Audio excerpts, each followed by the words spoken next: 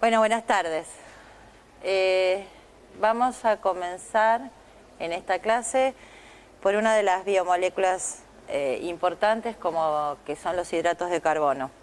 De más está decir que este tema no entra para el primer parcial promocional y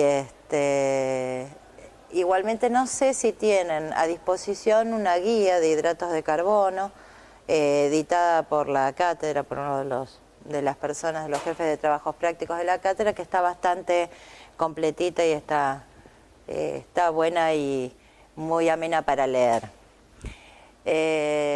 Igualmente, bueno, empezamos y vemos qué son los hidratos de carbono.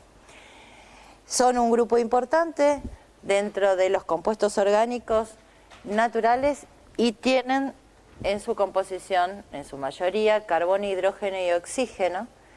Y se los denomina así, hidratos de carbono, porque si ustedes se fijan en su fórmula molecular, terminan teniendo agua y carbono. Supongamos que tenga un hidrato de carbono de 6 carbonos. Su fórmula tendría que ser carbono 6, hidrógeno 12, oxígeno 6. Reemplacé nada más, me falta una N. Estoy mirando un error. Aquí me falta una N. ¿Sí? Si N es 6, porque tiene 6 átomos de carbono, el hidrógeno será 12 y el oxígeno será 6. ¿Está bien? Y tenemos lo que ahora nosotros conocemos como glucosa. Esto sí, por eso es que se llaman hidratos de carbono, ¿sí? Estos hidratos de carbono son muy abundantes en lo que sería en la naturaleza, en plantas y en animales. En plantas, casi el 80% de peso seco de la planta es un hidrato de carbono. Desde la celulosa, que saben lo que le da la rigidez a la planta, el almidón, que es material de reserva, pectinas y azúcares como sacarosa y glucosa. Saben que la planta fotosintetiza, y cuando fotosintetiza, ¿sintetiza qué? ¿No saben? Ya se olvidan, glucosa, ¿sí? Que después esa glucosa se unen varias glucosas y van a formar lo que es el almidón, que es la sustancia de reserva en la planta. En animales superiores, o sea, nosotros sabemos que tenemos glucosa en sangre, ¿sí? Glucemia. Y nuestra reserva, que es el polímero de esta glucosa, se llama glucógeno y está almacenado en hígado y músculos. Ustedes saben, o por lo menos a lo mejor los que practican un deporte, que cuando van a hacer, no sé, un partido de fútbol, si tienen que almorzar, lo mejor para almorzar es un plato de fideos, porque me va a aportar la cantidad de energía suficiente, ¿sí? Como para que yo pueda desenvolverme muy bien en el partido de fútbol, ¿sí? Otra de las, seguro, de las moléculas que ustedes conocen es el ATP, ¿sí? Es adenosina trifosfato o trifosfato de adenosina. A modo de ejemplo, obviamente le puse la base nitrogenada correspondiente, que después cuando vean heterociclos verán esa base nitrogenada. Y lo que quiero remarcar que ese ATP tiene en su constitución una molécula de ribosa, ¿sí? Por supuesto, tiene fosfatos unidos a esa ribosa. ¿Para qué servía el ATP? ¿Por qué? ¿Para qué servía? En realidad, aporta energía. Con la hidrólisis o la pérdida de uno de estos fosfatos, o sea, por la ruptura de esa unión, se libera energía. Esa energía es utilizada por las células para hacer un montón de reacciones dentro de la célula, desde, por ejemplo, glicólisis, ciclo de Krebs, un montón de cosas. Bien. También, si se fijan, un ácido nucleico, ADN o ARN, también tienen en su constitución un azúcar. ¿Cómo es? ¿Qué significan las siglas de ADN o de ARN? ácido desoxirribonucleico para el ADN o ribonucleico. Ese ribo tiene que ver con la ribosa, ¿sí? Entonces acá está más o menos esquematizado una cadenita de ARN, estas B serían las bases y estas serían las ribosas unidas entre sí por fosfatos, ¿sí? Después eso supongo que ya, a lo mejor ya lo vieron, en 5 y en 3', no, sí, muy bien. Y en el ADN lo mismo pasa, pero acuérdense que es una doble hélice y lo que ustedes ven aquí entre medio, ¿sí? Lo que ven así como escaleritas y peldaños son las bases púricas y esas bases púricas o pirimidínicas están unidas al hidrato de carbono y a su vez están unidas entre sí con los fosfatos, de la misma manera que puede ser en la cadena del ARN. ¿Saben cuál es la diferencia entre un nucleósido y un nucleótido? El nucleósido es la base con el azúcar solamente. Y después vamos a ver por qué le dicen nucleósido, ¿sí? Y el nucleótido es cuando ya tiene unido los fosfatos. Bueno, esto ya está. Miren qué importante que es que esos hidratos de carbono se pueden encontrar en la membrana del glóbulo rojo, unidos a proteínas. Y esos son antígenos. No sé si ustedes saben lo que son antígenos, pero sí, es como si fuera un lugar de reconocimiento, ¿sí? Para muchas cosas, bacterias, virus. Tan específico es esos hidratos de carbono que están unidos a las proteínas que puede determinar, miren, el tipo de sangre, A, B o 0. Fíjense que las proteínas de la membrana, de la superficie de la membrana, tienen todas unidas, estos son azúcares modificados, estos son todos azúcares, y la presencia o no de alguno de esos azúcares terminales son los que determinan lo que es tipo A, B o 0. Por supuesto, el tipo AB tiene de las dos. ¿Estamos de acuerdo?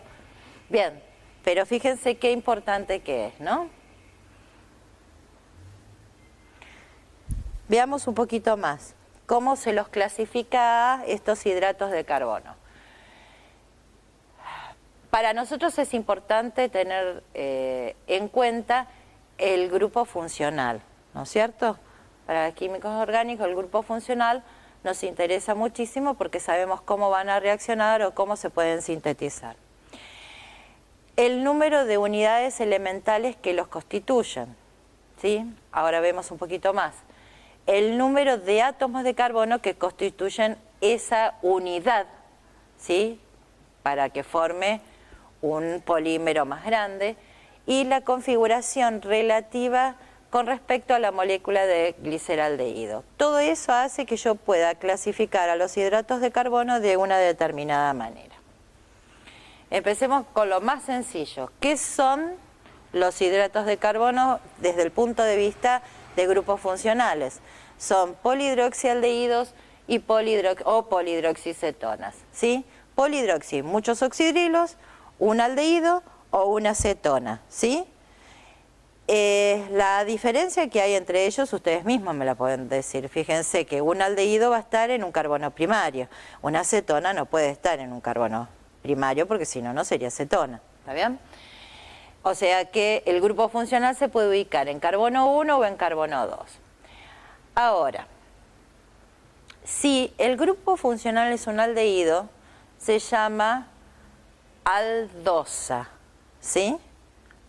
Y si el grupo funcional es una cetona, un grupo ceto, es una cetosa, ¿sí? Aldosa, cetosa.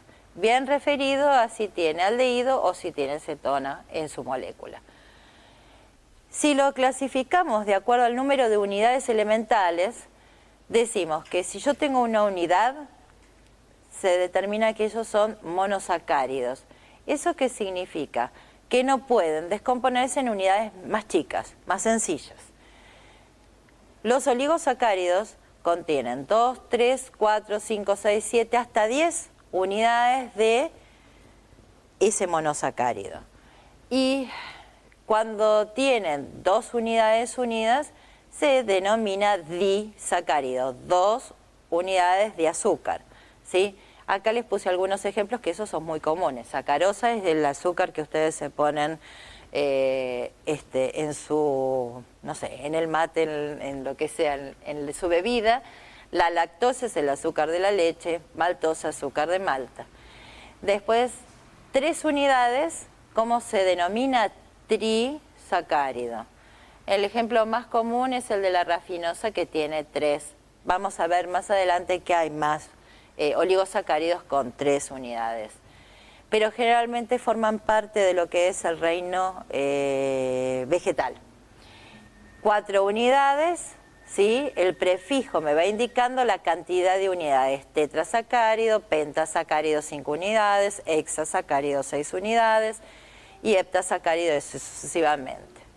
Cuando esas unidades superan las 10, ¿sí? Ya estamos hablando y nos ponemos de acuerdo, se denominan polisacáridos. Muchas unidades de monosacárido. Puede ser entre 100 y 3.000 unidades fácilmente, por ejemplo. Les dije que también, aparte de ser una aldosa o una acetosa, lo íbamos a clasificar de acuerdo al número de átomos de carbono. Para un monosacárido, la unidad mínima,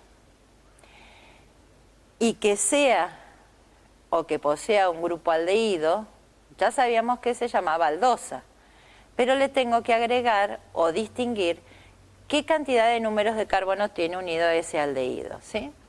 Si en total tienen 3 átomos de carbono, se llaman triosa, que es en realidad lo que conocemos como gliceraldehído. Sería, ¿qué? Un aldehído sería el 2,3-dihidroxipropanal. ¿Está bien? Bien. Después vamos a ver cuál es la configuración de ese gliceraldehído, los carbonos asimétricos. Si tiene 4 átomos de carbono, ¿sí? Se llama aldotetrosa. Quiere decir que es un aldehído de 4 carbonos, o sea que es un polihidroxialdehído de 4 carbonos, ¿sí? Entre estos, común y más conocida es la eritrosa, ¿sí? O si es una aldopentosa, que tiene 5 carbonos, un aldehído, y conocida una aldopentosa puede ser la ribosa, por ejemplo. Y la aldohexosa, que es un aldehído con 6 átomos de carbono, la más conocida entre nosotros es la glucosa. Bien, ahora, si el grupo funcional es una cetona, ¿sí? Grupo ceto, ¿todo bien? Bien. Si el grupo funcional es un ceto, tengo que también tener en cuenta, es una cetosa, pero también tengo que tener en cuenta el número de carbonos. Aquí en especial, ¿sí? Yo digo cetopentosa, cetotetrosa, puedo decir todo lo que decía con las aldo, pero ahora le cambio aldo por ceto. Las más conocidas son la ribulosa y la fructosa, ¿sí? Me falta una C ahí. Bien. Fíjense esta, para clasificarla, tiene un aldehído, tiene 6 carbonos, es aldohexosa.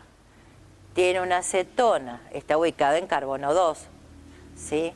¿Cuántos carbonos? 6, una cetohexosa. Es un aldehído y de 4 carbonos, es una aldotetrosa. Y esta es una cetosa, pero ¿de cuántos carbonos? 4. Entonces, cetotetrosa. ¿Quedó claro, no es cierto? Acá se empieza a empastar un poco, pero no mucho. Se clasifican a estos azúcares de la familia DOL, ¿sí? Se usa la nomenclatura o se les da el nombre DOL que representa la posición, y acá lo dice bien, representa la posición del oxidrilo en el carbono asimétrico del gliceraldehído. Fíjense, si este es el gliceraldehído, ¿se acuerdan que lo vimos antes que les dije? 2,3 dihidroxipropanal. Muy bien. Fíjense esto. Si yo quiero, de estos 3 carbonos, hay un solo que es un carbono asimétrico, un centro quiral, ¿no es cierto? Que es este que lo estoy marcando acá. Fíjense que si yo quiero determinar cuál es la configuración absoluta de este carbono, determino que es R. Cuando hicieron estudios de degradación especialmente de la D-glucosa, vieron que cuando hacían degradaciones siempre terminaban en el D-gliceraldehído, que tenía ese carbono con configuración R. ¿Qué indicaba? Indicaba que el oxidrilo estaba hacia la derecha, ¿sí? Lo podía dibujar hacia la derecha, ¿se entiende? O sea, en realidad no lo estoy dibujando en el plano, sino que cuando lo pongo en forma Fischer, lo tengo siempre del lado de la derecha, ¿sí? Y obviamente, si lo pongo de ese lado, la configuración de ese carbono va a ser R, ¿sí? Fíjese, si lo ponemos así, tal cual como está, lo aplastamos, ¿no? Porque están los dos para atrás, 2 bracitos para adelante, ¿sí? Esta forma de verlo, lo aplastamos, los ponemos en Fischer, y fíjense que prioritario sería el oxígeno, luego le seguiría el carbono que tiene el aldehído, después sería este carbono que tiene este grupo oxidrilo, entonces cuarto sería el hidrógeno. ¿Qué debería hacer? Pasar este hidrógeno hacia atrás, ¿sí? O si no, hacer el truquito en donde supuestamente sí, no tengo el de menor prioridad hacia atrás, lo que tengo que hacer es invertir, si me dio a favor o en contra de las agujas del reloj, invertir. Por ejemplo, en este caso sería 1, 2, 3, ¿sí? Esto sería en contra de las agujas del reloj, sería S, pero como el de menor prioridad no lo tengo hacia atrás, esto termina siendo R. ¿Sí? Bueno, veían que los azúcares, la mayor parte de los azúcares, y especialmente en el estudio de la elucidación de la estructura de la glucosa, veía que cuando hacían los estudios de degradación, piensen que en esa época no había resonancia magnética nuclear, ni todos los métodos espectroscópicos que ahora nosotros conocemos. Entonces lo que hacían eran estudios de degradación de tal forma de ver, a ver si podían armar ese rompecabezas. Y llegaban siempre que se obtenía este gliceraldehído con ese carbono con configuración R, ¿sí? Donde ese oxidrilo se encontraba hacia la derecha. Por lo tanto, suponían que todos los pasos anteriores contenían siempre ese oxidrilo hacia la derecha. Se determina entonces que todos aquellos, ¿sí?, azúcares en donde en el carbono preterminal, ¿sí?, conserve esa configuración, ¿sí?, en el preterminal 1 antes de, conserve la configuración R, significa que son de la familia D. ¿Por qué le pusieron a el D-gliceraldehído? ¿Está bien? Era una molécula ópticamente activa, sí, eso sí, se le podía medir el poder rotatorio, ¿sí? Desvía el plano hacia más positivo, en forma positiva, y veían, obviamente entonces, decían que la imagen especular a él correspondía a la serie L de los azúcares, ¿sí? Justamente ese carbono tiene configuración S. Muy bien.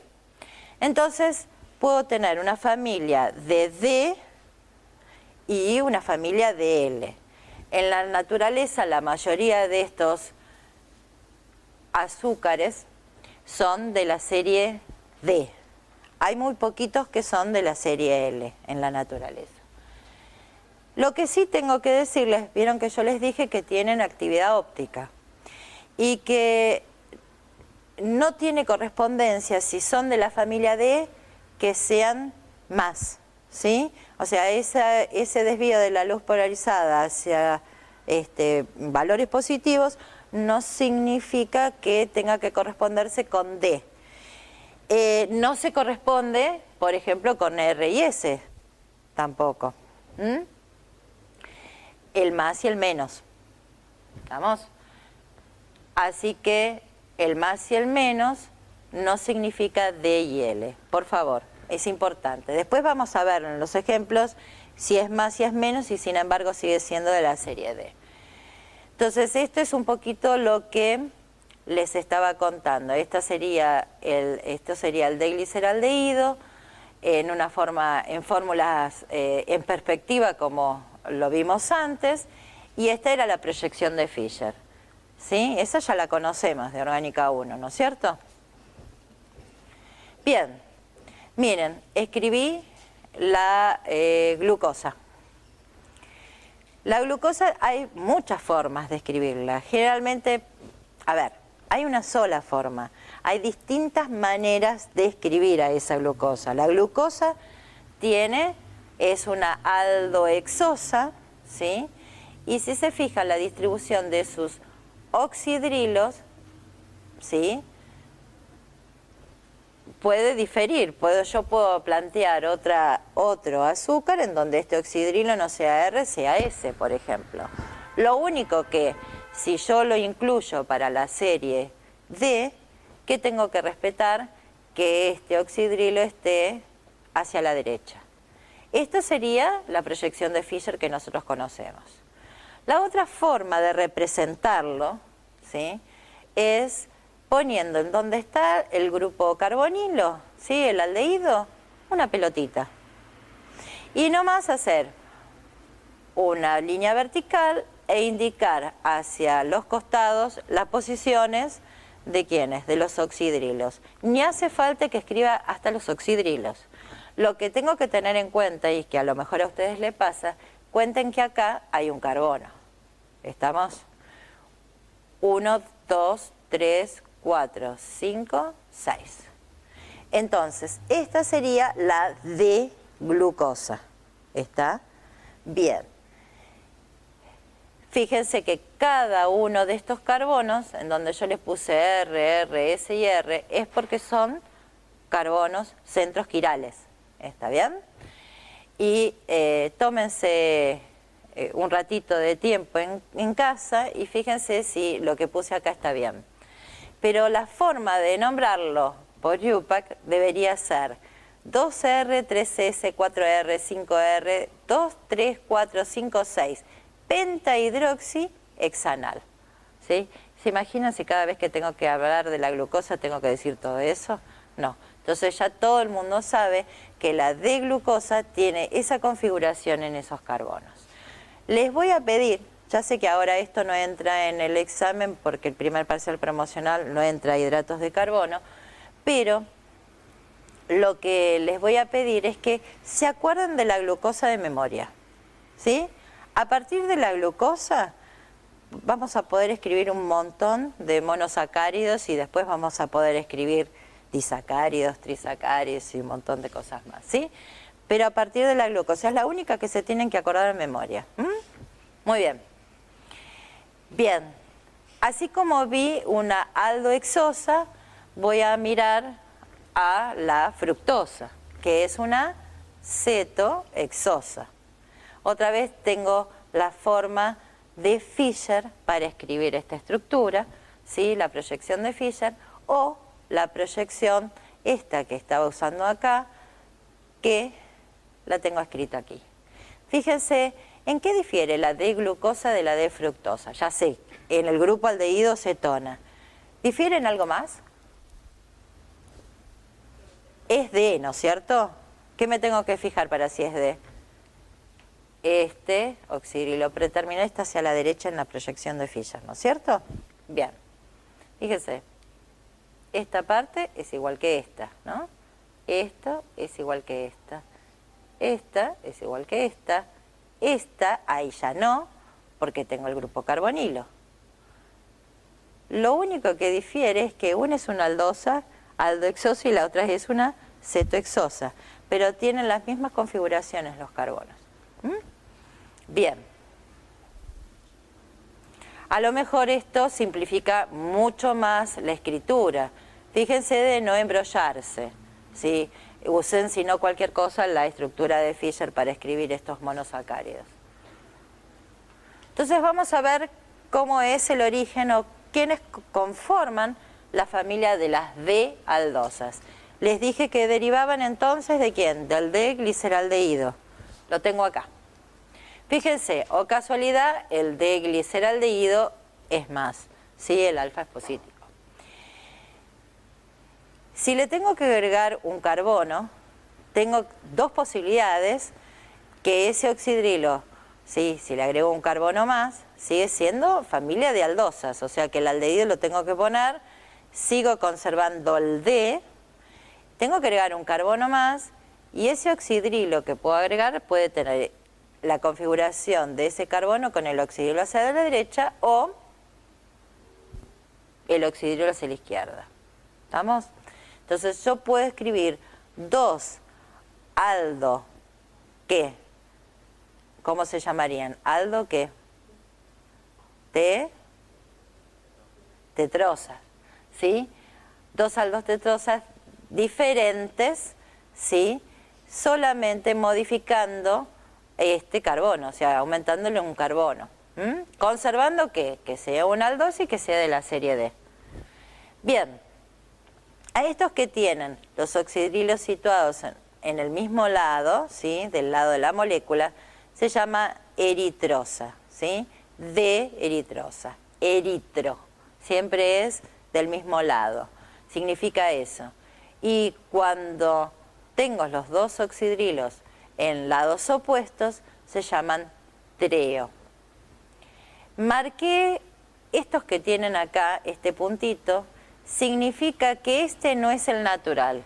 Justamente el natural, vieron que yo les dije que había pocas excepciones, pero que había, la D-treosa no es la natural. La L-treosa es la natural, la que existe en la naturaleza, ¿sí? A su vez, sigo mirando y sigo aumentando un carbono más, ¿sí? Cuando llego a 5 carbonos, me encuentro con la misma posibilidad a partir desde la eritrosa, que esto se sigue conservando. Siempre tiene que estar porque estoy dentro de las familias D. El aldehído tiene que estar y puede ser, esto lo conservo, tal cual como lo tengo acá, ¿sí? Pero ahora otra posibilidad de otro carbono es que un oxidrilo esté de un lado o que esté del otro. Y generan dos monosacáridos diferentes de la familia D, que es la D-ribosa y la D-arabinosa. Así que la ribosa, perfectamente, fíjense, todos los oxidrilos de un mismo lado. Bien, si parto de la D-treosa, todo esto lo voy a conservar. Fíjense que lo conservé. Y le sumé un carbono más con su correspondiente oxidrilo. Si es oxidrilo, dos posibilidades, un lado o el otro, que sea R o que sea S. Por lo tanto, generé dos ¿qué más? Dos aldopentosas, la silosa y la lixosa. Otra vez este puntito me está indicando que esta es sintética y no es de origen natural. Bueno, y así sucesivamente. Fíjense que la de 5 esta vuelve a conservar lo mismo y otra vez lo que vuelve a variar sería el carbono 2, un oxidrilo R, o sea, un carbono R o un carbono S. Lo mismo pasa con la arabinosa, lo mismo con la silosa y con la lixosa. Acá otra vez tengo puntito y acá tengo otra vez puntito. Ninguna de estas dos es la natural. Pero fíjense que en todas ellas, ¿qué conservaron? Conservaron siempre que este oxidrilo esté hacia la derecha. ¿Estamos? La otra cosa que podemos ver es que si bien hay algunos que son de la serie D, fíjense que son menos. Y bueno, acá tenemos otro ejemplo. O la glucosa, bueno, coincide, D con más. Entonces, ojo, no relacionen con más, menos, D o L. ¿Por qué les digo relacionar D con L? ¿Cómo es el L de, por ejemplo, de la glucosa?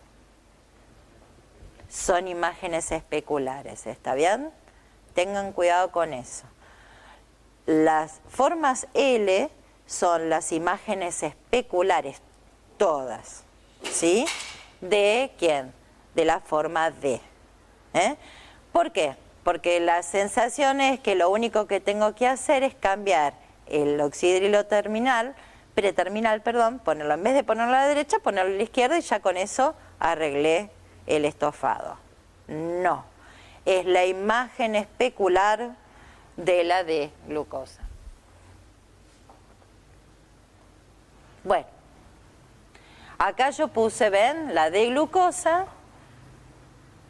le hice la imagen especular, por lo tanto, ¿qué relación hay entre ellos?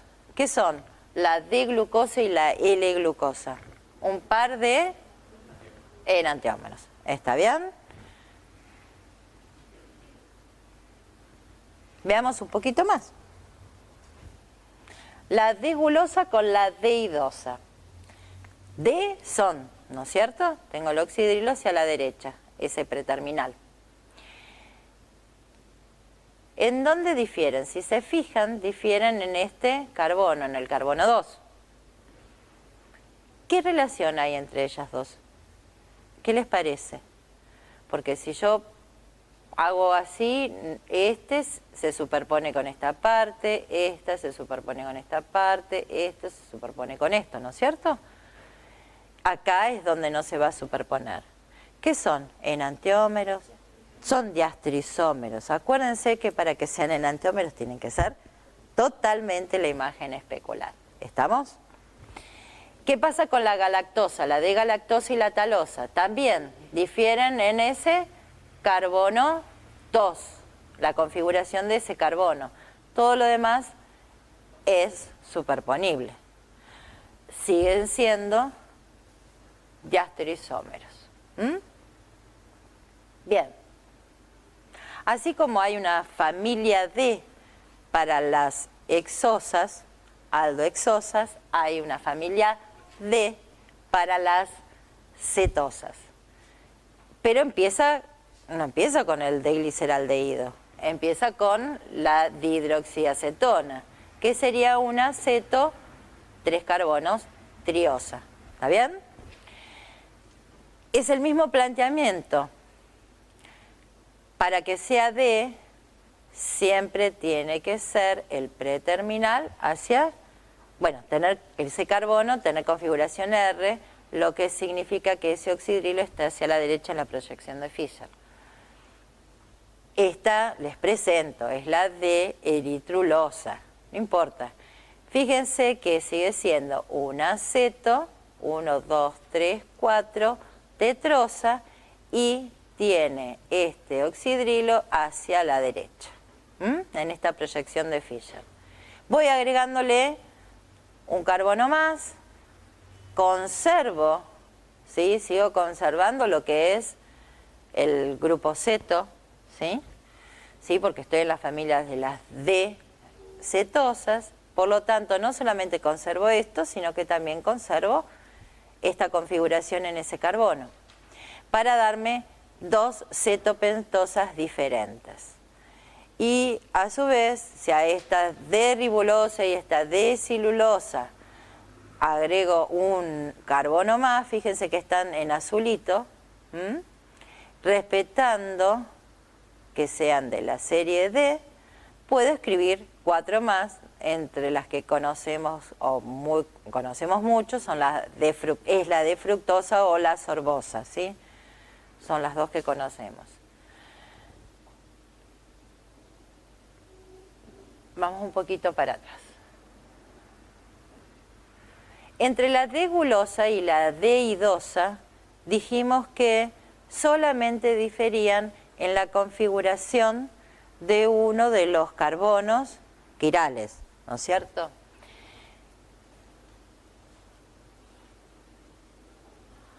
Vamos a entonces definir lo que se denomina epímeros. ¿Sí? Son palabritas nuevas. Los azúcares que solo difieren en la estereoquímica de un carbono, uno solo. Yo mostré que diferían en el carbono 2. Se denominan epímeros. Y el átomo de carbono cuya configuración es opuesta generalmente se especifica.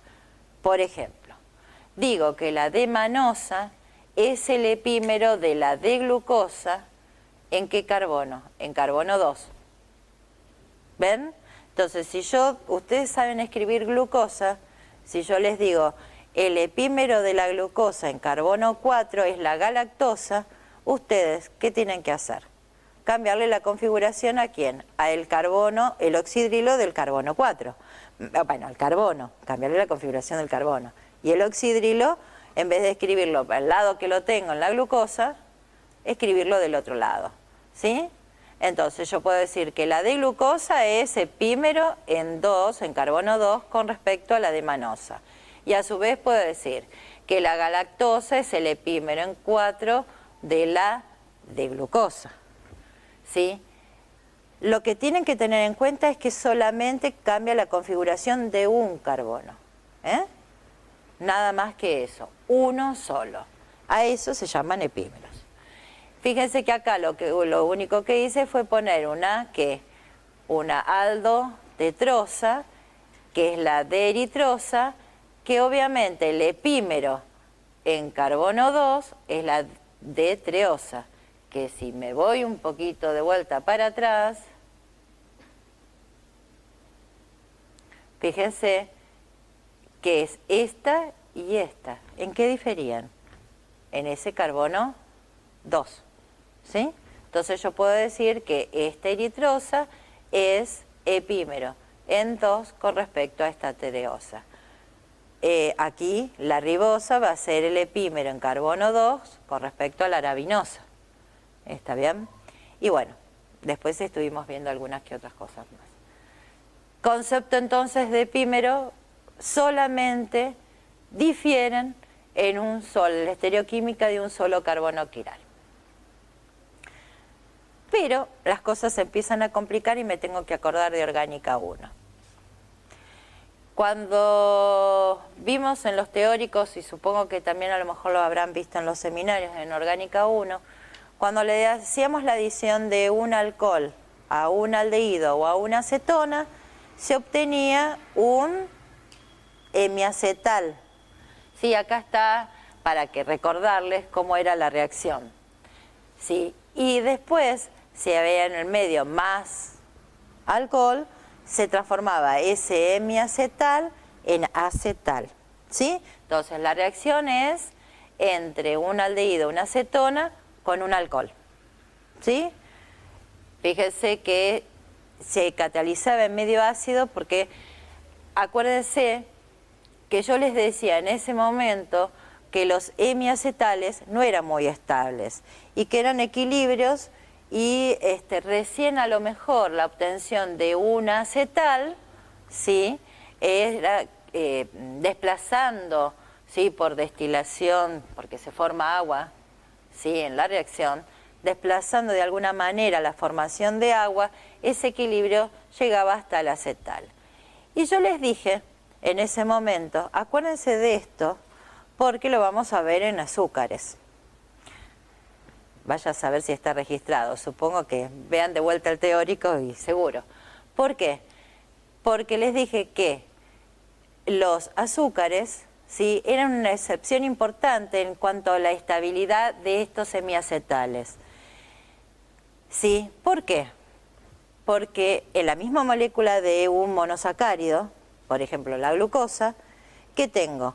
El aldehído y el alcohol reaccionan entre ellos formando ¿qué? ¿Formando qué? Un hemiacetal, pero cíclico. Y el ciclo que se forma es de 6 átomos, ¿sí? Entonces eso hace que esa formación llegue a un compuesto que realmente sea estable, ¿sí?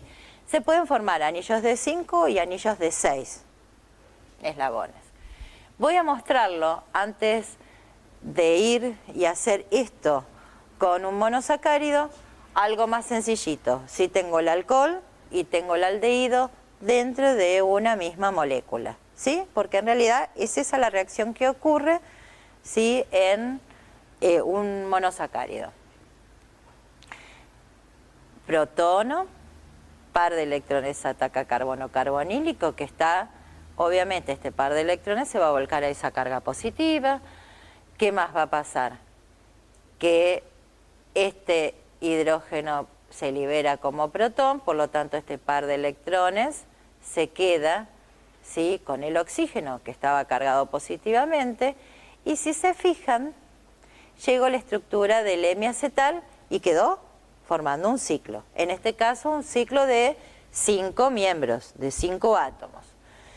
Fíjense que el carbono, sí, acá no se nota mucho, pero este es de colorcito verde, se mantiene hasta aquí. ¿Está bien?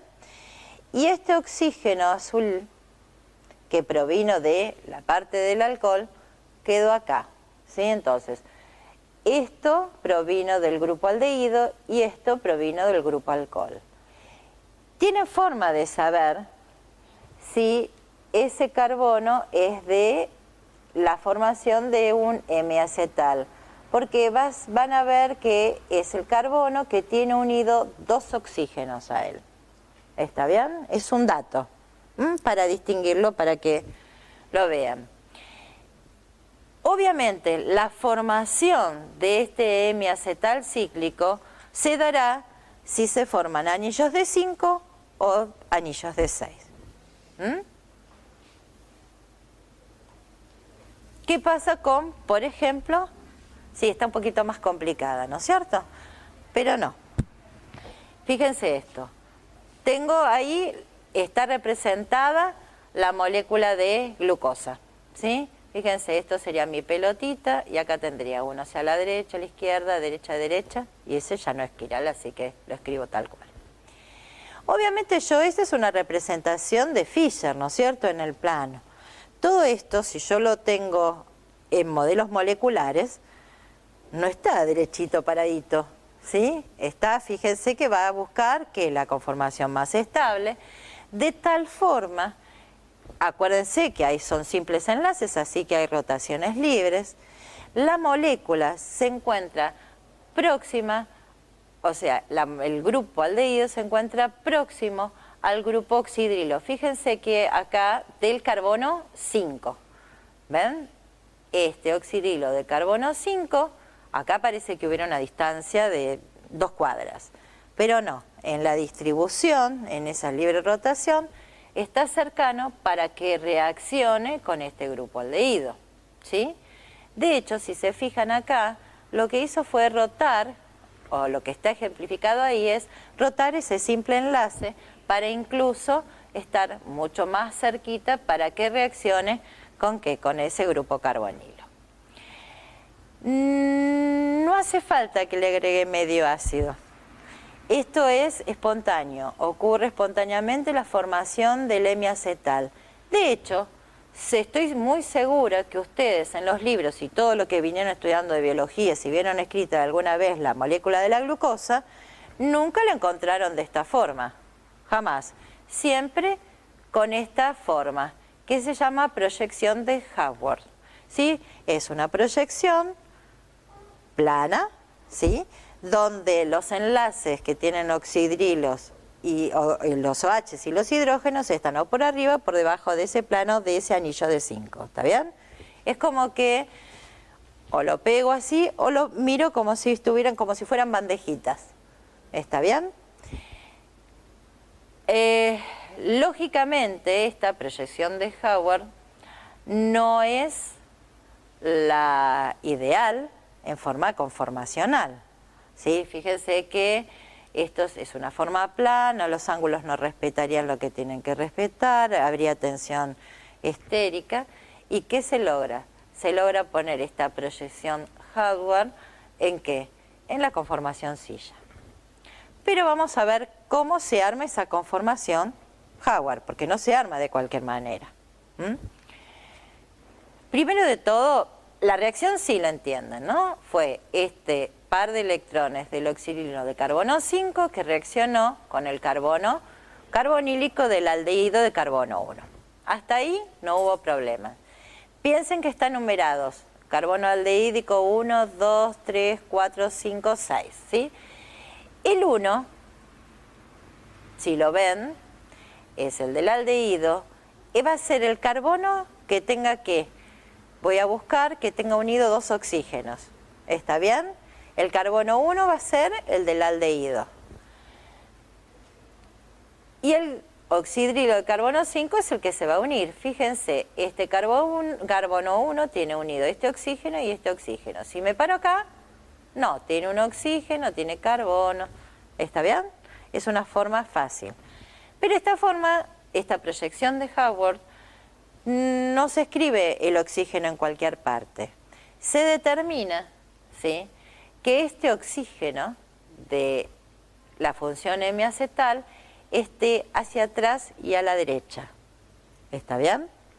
Y esta parte que ustedes ven, ¿sí?, a veces se la dibuja con liñitas llenas, indicando que eso estaría más cercano a ustedes. Y el oxígeno estaría hacia atrás y a la derecha. ¿Está bien? Eso es como regla. Ahora, ¿cómo hago para dibujar los oxidrilos sin cambiar la configuración de quiénes? De los carbonos. Porque si lo dibujo de una forma, lo dibujo de otra, me va a cambiar la configuración de ese carbono. Siempre decimos, para que no se pierdan, todo lo que quede marcado, ¿sí?, con esta, como si fuera un cajoncito, adentro del cajoncito de la reacción, ¿ven? Los oxidrilos estos están como enmarcados. Este no, está del otro lado, ¿no?, de ese cajoncito. Bueno, los que están dentro de ese cajoncito se van a escribir hacia abajo. Miren, este 2 oxidrilo, ¿sí?, de carbono 2, está hacia abajo. Este 3, que está fuera del cajoncito, ¿sí?, está hacia arriba. Este 4, que está hacia la derecha, ¿sí?, adentro del cajoncito, está hacia abajo. Este 5 obviamente está ocupado acá. Y siempre se toma, ¿sí?, porque es de la serie D, que ese hidroximetil, ese carbono 6, esté hacia arriba. ¿Sí? Es otra de las cosas que tengo que cumplir. Si es de la serie D, ¿estamos de acuerdo? Entonces, hidroximetil siempre va a estar hacia arriba, ¿sí?, porque va a ser, estamos viendo a la D-glucosa también, y el oxígeno tiene que estar hacia atrás y a la derecha, sí o sí, para escribir esa configuración. De hecho, por ahí dicen que cuando se escribe la imagen especular, o sea, la forma L, dicen que basta con que decir que el hidroximetil esté hacia abajo.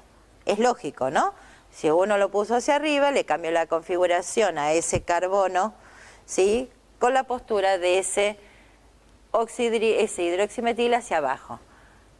Pero ahora después lo vamos a ver y van a ver que tiene un truquito, que no es tan así, ¿sí?, que no es solamente al cabo haberle cambiado la configuración del oxidrilo de carbono 5 de un lado para el otro. ¿Está bien?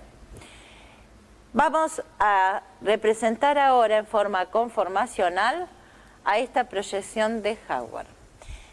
No les dije, ¿sí?, que cuando este ataque se produce ese carbono carbonílico, el ataque puede ser, si el carbonilo es plano, ¿no es cierto?, el ataque podría ser por un lado o por el otro. O sea que generaría el oxidrilo del M-acetal o de un lado o del otro. En este caso lo ubiqué hacia arriba. ¿Está bien? Después vamos a avanzar un poquito más sobre eso. Pero por ahora piensen que la posición de ese oxidrilo de carbono 1, del oxidrilo M-acetálico, aquí puede ser que esté hacia arriba o hacia abajo. Miremos, ahora pasemos esta proyección de hardware en la forma silla, que es la conformación, o la forma silla es la más estable. Eso ya lo estudiamos el año pasado.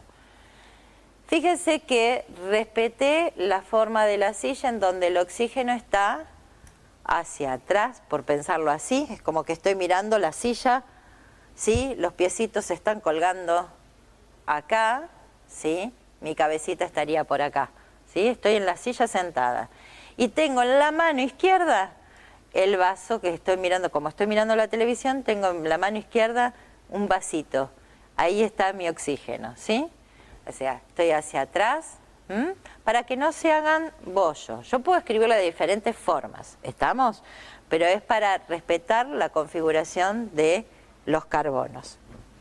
Bien, el carbono 1, ¿sí? Me quedaría aquí.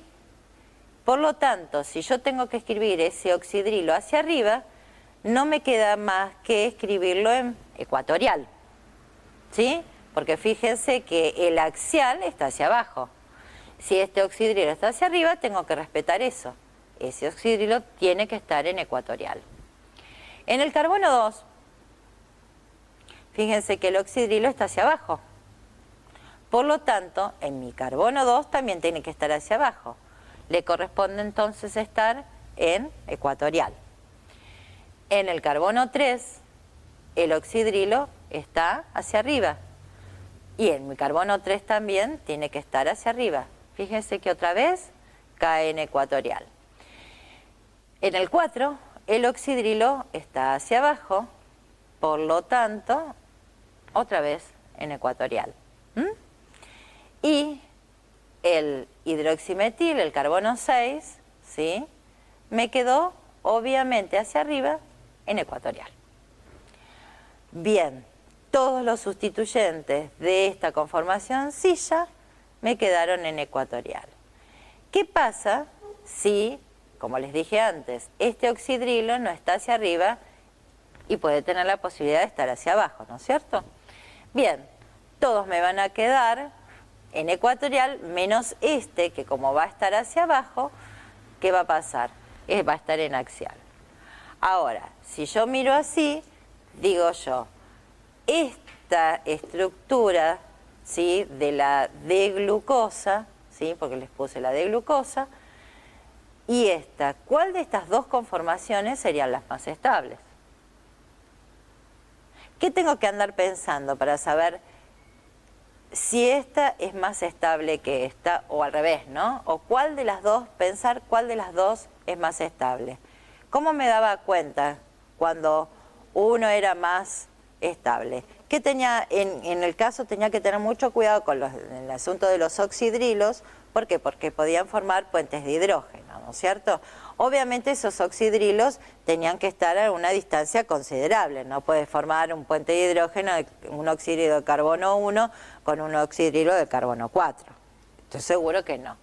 Pero además, suponiendo que tengo las mismas probabilidades de formar puente de hidrógeno, ¿sí?, porque de hecho no cambié mucho, ¿no es cierto?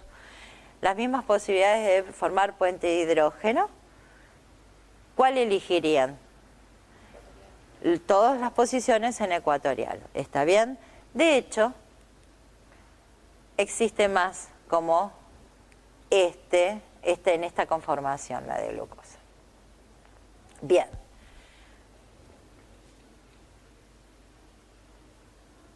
Y ahí les muestro. ¿Qué hice acá? Hice una glucosa, ¿sí?, en donde reaccionó y formó un anillo, ¿sí?, de 6. Cuando está en su forma cerrada, en la forma hemiacetálica, recibe un nombre especial. Fíjense que acá abajo les dije glucopiranosa. Piranosa hace referencia a un heterociclo que tiene oxígeno, que es pirano, de 6 miembros. ¿Está bien? Entonces, quiero simbolizar que el oxidrilo que se unió o que reaccionó con el aldehído formó un anillo de 6. Porque también, si ustedes piensan, me voy una más para atrás, podría haber formado un anillo de 5 con solo hacer reaccionar el oxidrilo de carbono 4. ¿Por qué no? ¿Está bien? ¿Sí o no? Bien.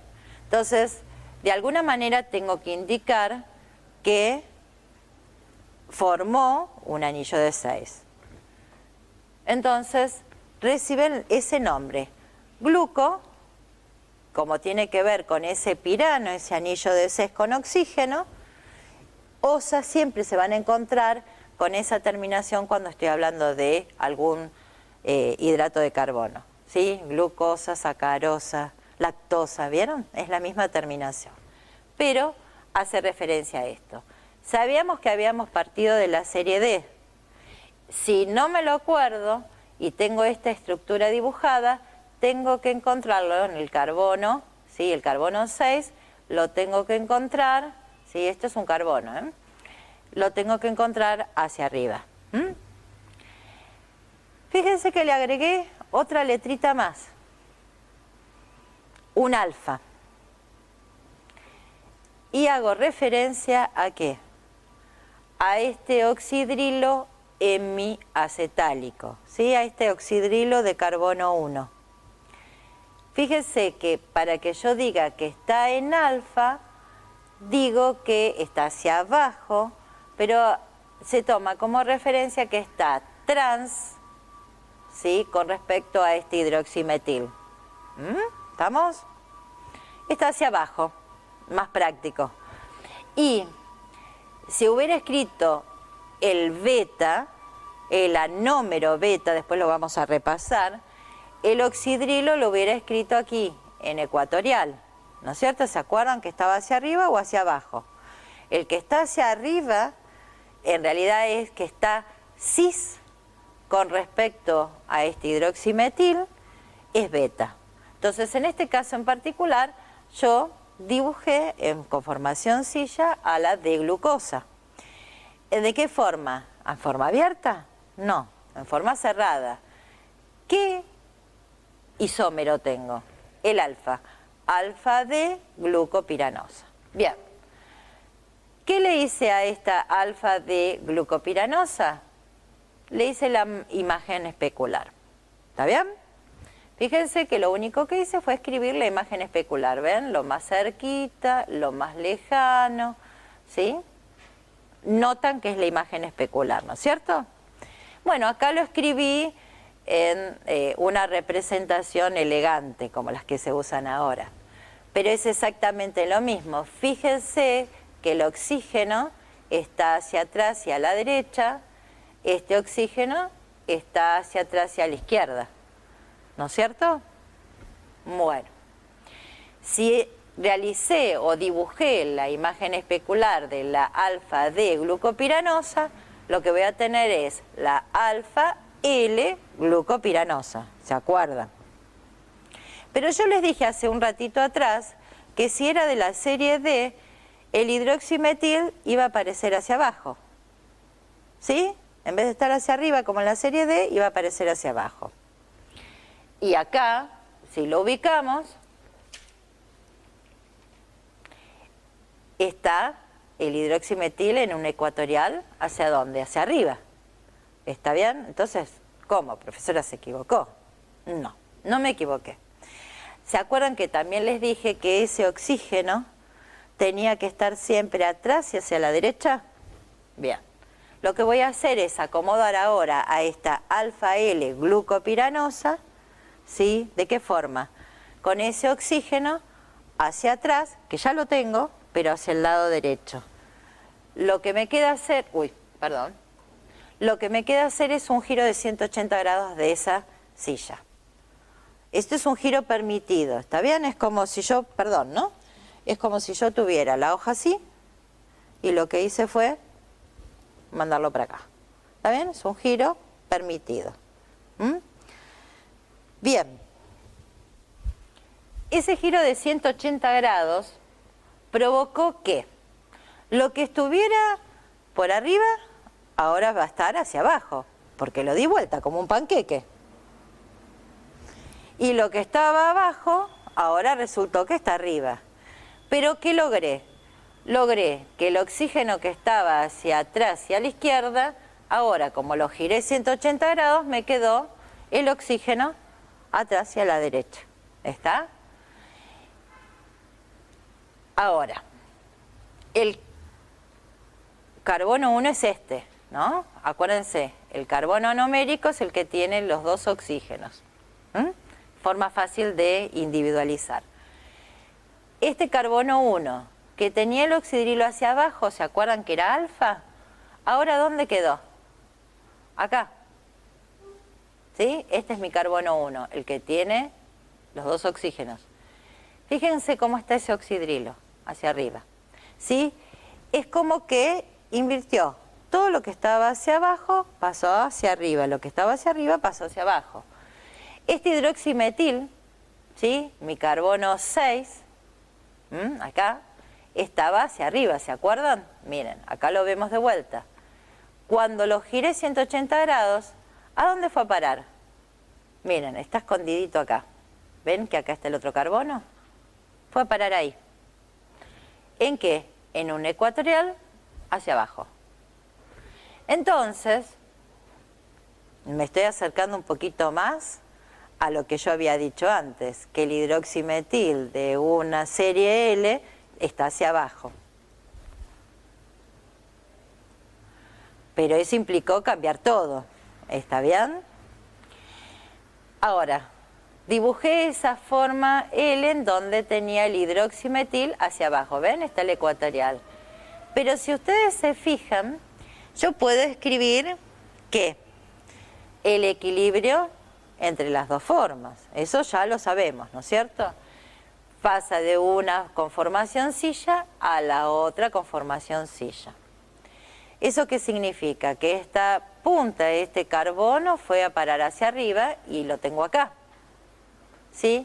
Fíjese a dónde fue a parar este carbono hidroximetil que está escondidito acá. Hacia abajo. Fíjense que tengo hacia atrás, a la derecha, el oxígeno y hacia abajo el hidroximetil.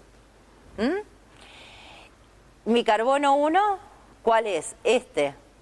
¿Sí? Si estaba en axial para arriba, ahora va a pasar a ecuatorial hacia arriba. Eso tienen que recordarlo, ¿está bien? Con tal es que, si ahora a esta estructura la paso en hardware, ustedes lo que ven notoriamente la diferencia es que este hidroximetil está hacia abajo. ¿Estamos? Lo único que dije entonces es que para escribir la L-glucosa en hardware tendría que escribirla de esta manera. Si la comparo con la D-glucosa, se van a encontrar con que este hidroximetil está hacia arriba. ¿Sí? Vamos a ver si ese hidroximetil estaba hacia arriba. Miren, está hacia arriba. ¿Está bien? Por eso es que dicen que las series D y la L difieren en la posición de ese hidroximetil, pero en realidad fíjense que yo hice todos unos giros y terminó siendo al revés, como que hubiera cambiado la configuración de los carbonos. No, no cambié la configuración de carbonos. ¿Sí? Yo no puedo escribir la serie L solamente por invertir ese hidroximetil. ¿Estamos de acuerdo? Ojo con eso porque es un error grave. Bueno, entonces yo les dije que cuando se forma ese anillo de 6, ese sería el carbono del hemiacetal. Ese carbono recibe un nombre que es el carbono anomérico y es el que, si se fijan, esa función hemiacetal, ese oxidrilo, ¿se acuerdan? Podía estar hacia abajo y era la forma alfa o hacia arriba y era la forma beta. Eso se llama oxidrilo anomérico, o decimos el anómero en alfa, significa que el oxidrilo de carbono 1 en la D-glucopiranosa está hacia abajo. Hacia abajo quiere decir que está en trans con respecto a este hidroximetil. ¿Estamos? Bien. Y que el anómero beta tiene ese oxidrilo cis con respecto a este hidroximetil. Está hacia arriba.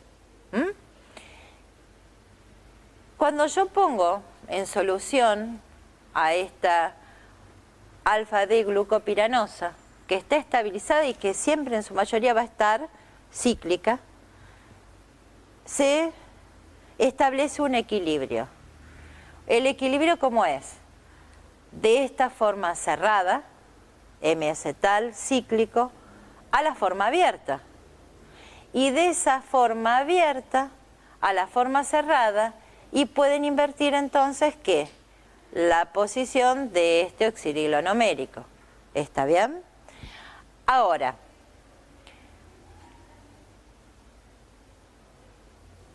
¿cuál de todas estas, ¿sí?, estructuras que escribí acá, más tiempo se va a pasar la glucosa? ¿En cuál de ellas?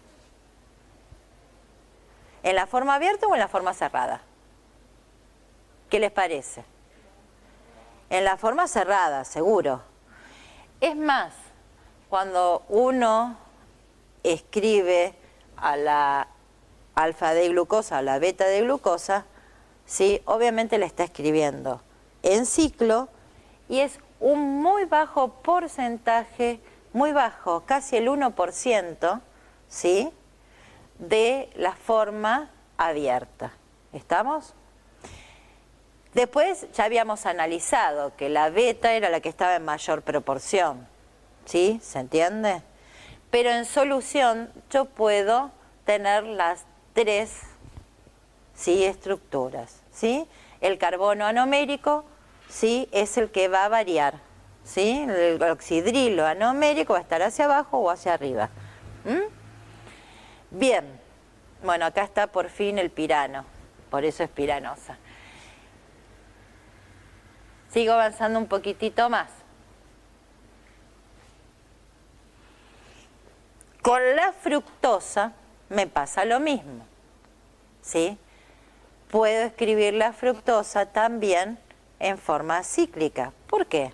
Porque un oxidrilo de esos tantos oxidrilos que tiene puede reaccionar con el carbono carbonílico, pero ahora esta vez en vez de un aldehído es de una acetona, ¿sí?, un grupo ceto, y formar entonces también el hemiacetal. Acá está como, ¿vieron el cajoncito que yo les dije que se formaba? Si no, lo vemos acá. Este par de electrones de carbono 5, ¿sí?, va a reaccionar con el carbono carbonílico, ¿sí?, para formar, ahora está resumido esto, ¿no?, para formar el hemiacetal. El hemiacetal cíclico. ¿De cuántos miembros?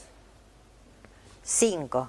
Yo les dije que de 5 y de 6 eran estables y probablemente siempre estén en esa estructura. ¿Está? Bien, otra vez tengo, acá es como que me queda un poco extraño, ¿no?, esta forma Hadward. Miremosla con un poquito más de detención. Primero sabemos que es un anillo de 5, tiene el oxígeno. Y lo homologan, en vez de homologarlo al pirano, ahora lo homologan a otro heterociclo que es el furano. ¿Se acuerdan del THF? El tetrahidrofurano. Bueno, el tetrahidro no tiene estos dobles enlaces. ¿Está bien? Bueno, el furano. Entonces yo ya sé que va a ser una fructosa que está formando un furano. Anillo de 5. Bueno, entonces voy a decir fructofuranosa. Pero fíjense que ahora el carbono 1, ¿sí?, este carbono 1, es como que me va a quedar colgando de esa estructura de Hadward. ¿Está bien? ¿Se entiende? No se olviden de ese hidroximetil. En el otro caso era el aldehído, que era el terminal, entonces me quedaba el oxidrilo anomérico y un hidrógeno. Acá no. Fíjense que les va a quedar el oxidrilo, que es anomérico, ¿sí? Ahora el carbono anomérico, ¿cuál va a ser? El que tiene el carbonilo, el carbono 2, ¿sí? Y este oxidrilo del M-acetal podrá estar hacia arriba, cis con respecto a este hidroximetil, o trans con respecto a este hidroximetil. La particularidad es que aquí tengo colgado ese hidroximetil. Dependiendo de la posición que tiene oxidrilo en ese carbono, ¿sí? Voy a tener colgado hacia abajo o hacia arriba ese hidroximetil. En realidad lo que más me interesa a mí es saber la posición del oxidrilo anomérico. ¿Para qué? Para que yo pueda decir que tengo el alfa, si está hacia abajo, ¿sí? De, fíjense que tengo el hidroximetil hacia arriba, ¿sí? Fructo, de fructosa, furanosa, porque está formando un anillo de 5, derivado del furano. ¿Está bien? Esto que les hice acá, este par de electrones que atacó ese carbono carbonílico, se lo ejemplifiqué en esa forma simple que tenemos para escribir los azúcares, ¿sí? Y a su vez lo puse en forma de Fischer. ¿Se acuerdan lo que yo les decía? Todos los que están los oxidrilos que me quedan en ese cajoncito, ¿cómo van a ir? ¿Hacia arriba o hacia abajo? Hacia abajo, ¿sí? Todos los que quedan adentro de ese cajoncito van hacia abajo. En realidad lo que estoy haciendo es respetar la configuración de cada uno de esos carbonos, ¿está bien? Bien, este carbono, entonces, ¿qué número de carbono es? 2. Acuérdense que acá tengo el carbono 1, no se lo olviden. Ese carbono 2, que es el carbono anomérico, tiene un oxidrilo que está dentro del cajoncito. ¿Dónde va a estar? ¿Hacia arriba o hacia abajo? Hacia abajo. De hecho, entonces lo voy a buscar acá. Acá está mi carbono 2, carbono anomérico, que tiene el oxidrilo anomérico hacia abajo. En el carbono 3, que es el vecino, tiene el oxidrilo ¿hacia dónde? Afuera del cajoncito, por lo tanto tiene que estar hacia arriba. En el carbono 4, ¿sí? ¿Qué tengo? El oxidrilo dentro del cajoncito, por lo tanto lo puse hacia abajo, en la representación obviamente de Hayward, ¿no? Y mi carbono 5 es el que tiene, ¿qué? El oxígeno que formó parte del M-acetal, ven, acá está marcadito en rojo, ¿sí? Y me queda el hidroximetil que va a ser hacia arriba porque estoy dentro de la serie D. Fíjense que estoy dentro de la serie D porque si no este oxidrilo, ¿sí? No estaría de ese lado, estaría del otro. Bien, puedo entonces plantear dos anómeros de la fructosa, alfa D fructofuranosa, con este oxidrilo dentro del cajoncito, y la beta D fructofuranosa, que tiene el oxidrilo fuera de ese cajoncito. Acuérdense que fuera o adentro de ese cajoncito va a significar dentro, abajo, y en trans con respecto al hidroximetil, y arriba, beta, cis con respecto a ese hidroximetil, ¿sí? El carbono 6. Bien. La forma más estable o la de menor energía, ¿sí? Para escribir un anillo de 5 es esta especie de sobre, en donde 4 elementos están en un mismo plano y uno sobresale. Ojo que el sobre puede estar hacia arriba, puede estar hacia abajo, ¿sí? Esta lengüetita podría haber estado, yo lo podría haber hecho hacia abajo, ¿estamos?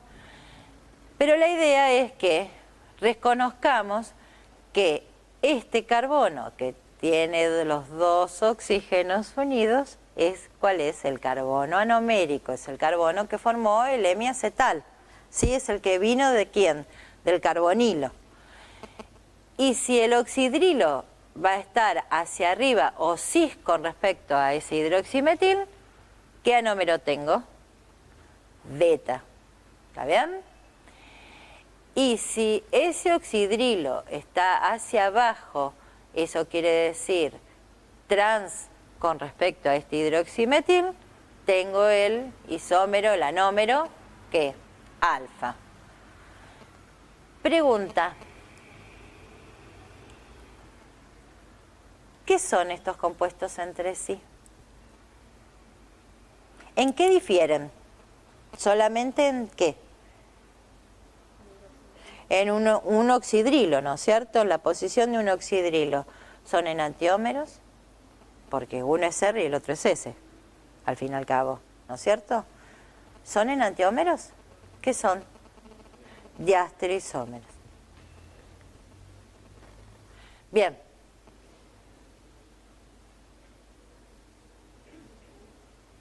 Yo les dije que cuando ponía la de glucosa en solución, se tenía una mezcla de ¿qué?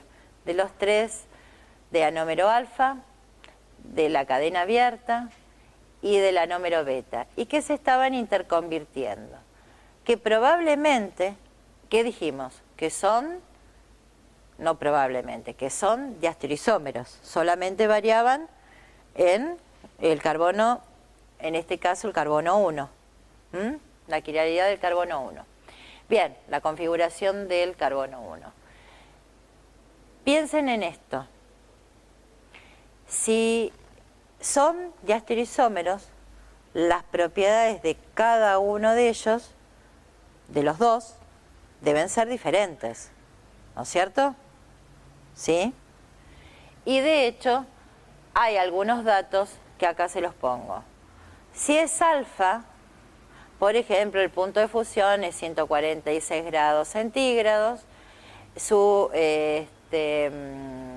alfa, ¿sí?, en poder rotatorio es más 112, y fíjense que el anómero beta es 150 de punto de fusión, el poder rotatorio específico es más 18.7, sabemos que, ya vimos que estaba en mayor proporción, pero cuando yo lo pongo en solución,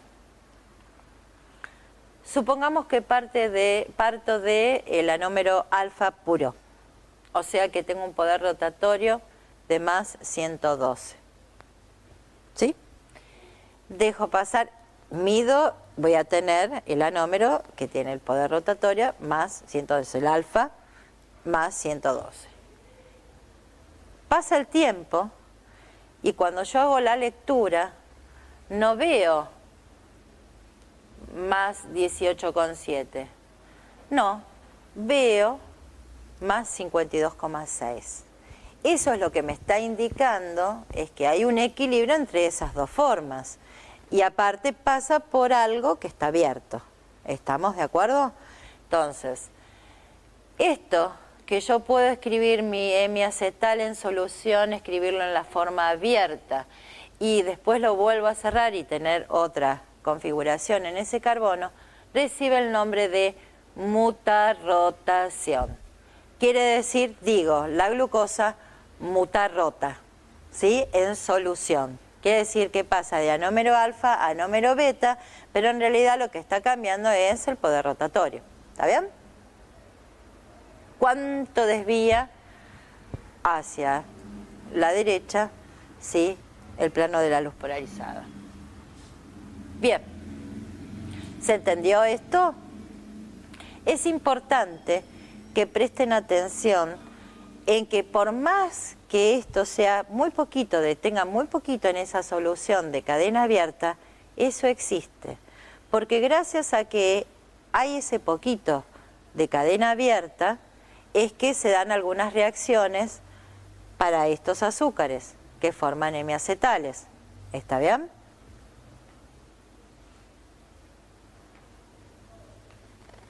Pero tengo que decir algo.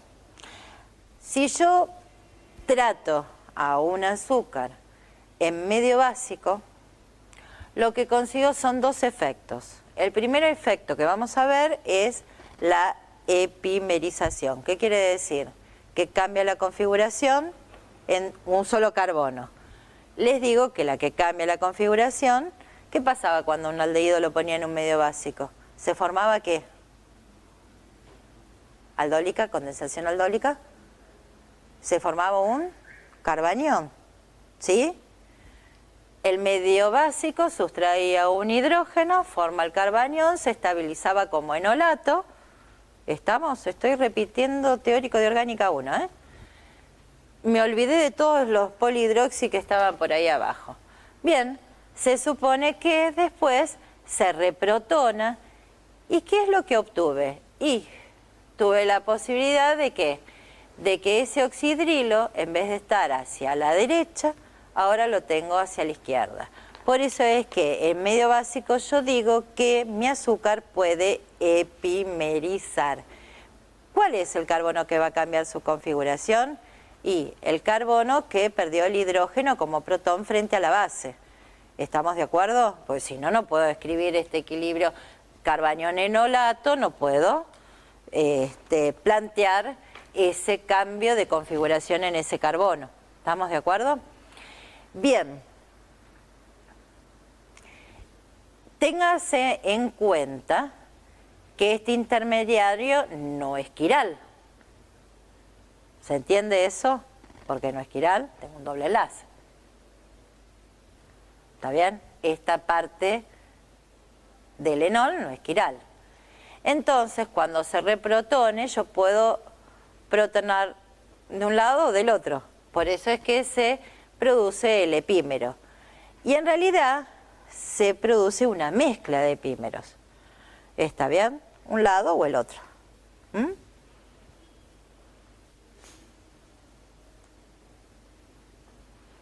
Si estoy en condiciones básicas, no solamente pasa la epimerización, ya me tengo que ir, ¿no? Sino que el grupo, ¿sí? Fíjense lo que pasa, sigo haciendo lo mismo. Este base que va a eliminar un hidrógeno alfa con respecto al carbonilo, va a formar el carbanión que se estabiliza como enolato, pero a su vez, en vez de aquí tomar el protón de vuelta, reprotonarse, ahora lo que se reprotona es el oxígeno. ¿Qué formé? Formé un enodiol. ¿Está bien? Ese enodiol tiene la facilidad de desprotonarse, pero en vez de desprotonarse porque si no me da lo mismo, que aburrido, se desprotona el de carbono 2, el oxígeno de este carbono. Bien, ¿qué formó? Otra vez un enolato, ¿sí? ¿Lo ven? Y a su vez, otra vez, ¿qué puede pasar? Este par de electrones ven acá, fíjense que se formó el carbonilo y se adicionó el oxidrilo. Fíjense que partí de una D-glucosa y en medio básico terminé en una D-fructosa.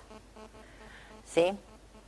Bien, el intermediario, ¿sí?, de estos pasos es este enodiol, ¿sí? Entonces, en medio básico uno a veces explica muchas cosas, porque las reacciones que tendrían que dar solamente con, por ejemplo, la glucosa, también me las da la fructosa. ¿Por qué? Porque se está dando todo este equilibrio y a lo mejor más tarde, pero también va a reaccionar. ¿Está bien? Porque tiene la misma reactividad. Porque la fructosa, si tenía fructosa, puede pasar a glucosa, la glucosa puede pasar a fructosa. ¿Se entiende? Entonces, este equilibrio enodiol es causante de que a lo mejor la fructosa reaccione de la misma manera que una glucosa. En la epimerización, ¿sí?, me hace pensar que, ¿se acuerdan? Por ejemplo, la glucosa, el epímero en carbono 2 era la manosa. Bueno, también puede hacerme pensar que el carbono, o sea, la glucosa, puede reaccionar de la misma manera frente a algún reactivo, que después vamos a ver, como la manosa, ¿sí? Porque en medio básico uno puede pasar manosa a glucosa, glucosa, manosa, ¿sí? ¿Estamos de acuerdo? Entonces hay que tener en cuenta que el medio básico no le gusta, a los monosacáridos no le gusta para nada, ¿está bien? ¿Por qué? Porque al fin y al cabo lo que voy a obtener si hago alguna reacción es una mezcla de productos. No quiero tener eso. Siempre voy a apuntar a obtener un producto y en mayor rendimiento posible. Y nada, vamos a dejar acá, porque si no tengo que empezar a dar todas las reacciones. Lo que quiero que repasen es lo siguiente, para la próxima clase, que va a ser después del parcial y todo lo demás, es la formación de acetales. ¿Está bien? Formación de acetales. Después esto yo me arreglo. Formación de acetales. ¿Cómo era que se formaba el acetal? Y si era estable o no en medio básico o en medio ácido. ¿Cómo era?